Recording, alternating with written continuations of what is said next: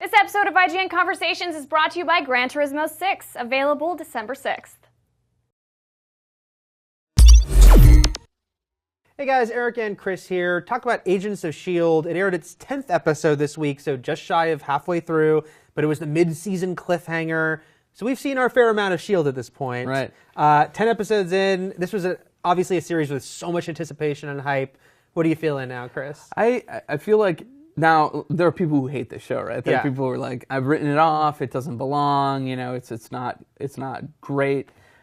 It's not great, but it's not bad either. Like, I feel like my overwhelming sense of S.H.I.E.L.D. at this point is it's really same across the board. Like, I haven't seen a standout episode. I haven't seen an episode that I really, really hated. But, you know, with some of my favorite television shows, it's like, well, you've got Breaking Bad at the high end, which like it never did any wrong. But then things like American Horror Story, there can be like a really amazing episode and then something that I really, really hate, but it keeps the passion going. Here I'm just a little bit more like, meh. Yeah, I feel like this show, I do think the hate for it online is over the top, but I think it comes from disappointment and the fact that we just want it to be great, right? And it's not great. It's not terrible. It's okay. It can be a fun show. It can be an entertaining show, but we don't want it to just be okay. You know, we want it to be appointment television. And I want it to be Marvel. You know, I want it to feel like a Marvel show. And I think one of the things they can do going forward, and hopefully, I think they're probably taking this note from everybody, one of the things that I think they could really do going forward is weave the Marvel universe into it a little bit more. Yeah. We get a lot of references to the movies, a lot of Avengers, a lot of that sort of thing. But, you know, there are thousands and thousands, maybe even tens of thousands of characters who have been utilized in the Marvel universe. Now, let's take some of those guys off the edges that probably are never going to get the spotlight and throw them in the show, get them involved in the canon. You know, they've proven with things like Iron Man 2, they can recast roles even as big as War Machine. So if that's what they're worried about, they don't have to worry about that. Yeah, it's like even on this past week's episode where we got to know a little bit more about Centipede, it's like, here's Edison Poe. I'm like, why is it Edison Poe, someone who's not anyone from the comics? Make it, you know, I don't care, the Fixer. Make it, you know, make it Stiltman. You know, I don't. There's so many characters. Like you said, it's so deep, the Marvel universe, that you could pick someone out there, and it would help sort of make this feel a little bigger and more important, just weaving it in that way. Yeah. And what's there? I mean, everything just feels a little generic. You know, like I feel like they almost have to push it more towards the movies. You know, like don't wink at the suits. Let's get some people in actual costumes out there, so it doesn't seem like there's this huge disparate, you know, place between the worlds. Yeah, and you know, the main characters. It is weird that, you know, one thing that I've kind of been critical of is too many secrets, and that's not to say I don't like mysterious stuff and things that they can pay off later. But with these characters, all of whom except Coulson we never knew before, they all started as a blank slate and unfortunately have stayed pretty similar. Yeah. And too many of them have mysterious backgrounds where we don't have enough to care about them right now. If we're going to care about Skye's mysterious background, we have to care about Skye in the present. Herself, you know? yeah. Well, and here's the thing. It breaks down like this. Skye and Coulson both don't know key things about themselves, right? Yeah.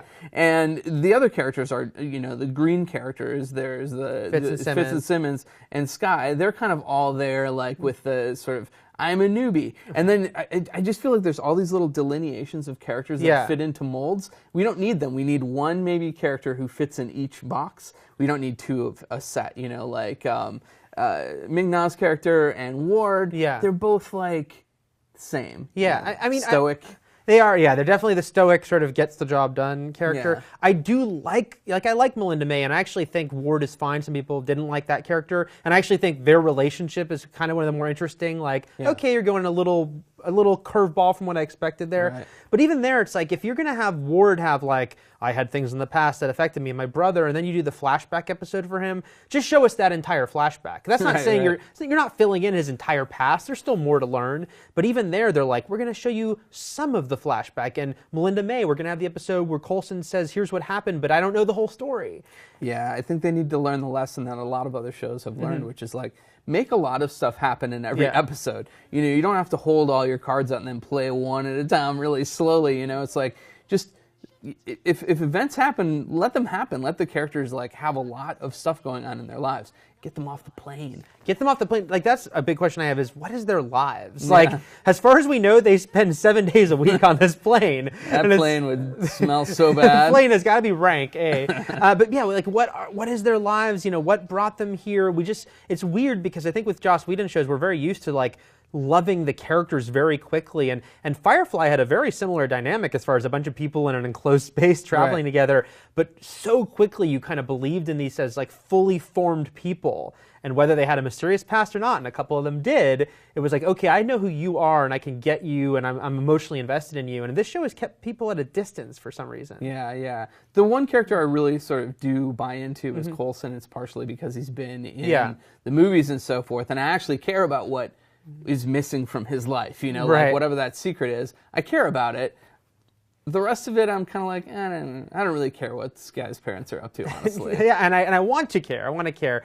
And it's like, I know the show is going for that mix of procedural and serialization, and I think you can do that. I don't think every single episode has to be like plot, plot, plot. There can be some case of the week, but again, we want to be caring about the people who are on that case at that time, you know? Well, every episode should move something forward. Yeah. You know, either you're going to move a character forward and have them slightly change or learn something, or you're going to move the plot forward. I thought, you know, a good show to sort of compare it to in terms of the way it could handle it is Fringe, or, you know, dating back further, X-Files. You know, it's kind of like that sort of show where you're dealing with like one phenomenon a week. So do it like those shows do it. You know, move the story forward. You can have more sort of mythology episodes, and then you can do case of the week. And that's where also I think you can bring in like special villains and stuff like that. Right. Cases of the week. That's where you can bring in Paste Pot Pete if you want, you know?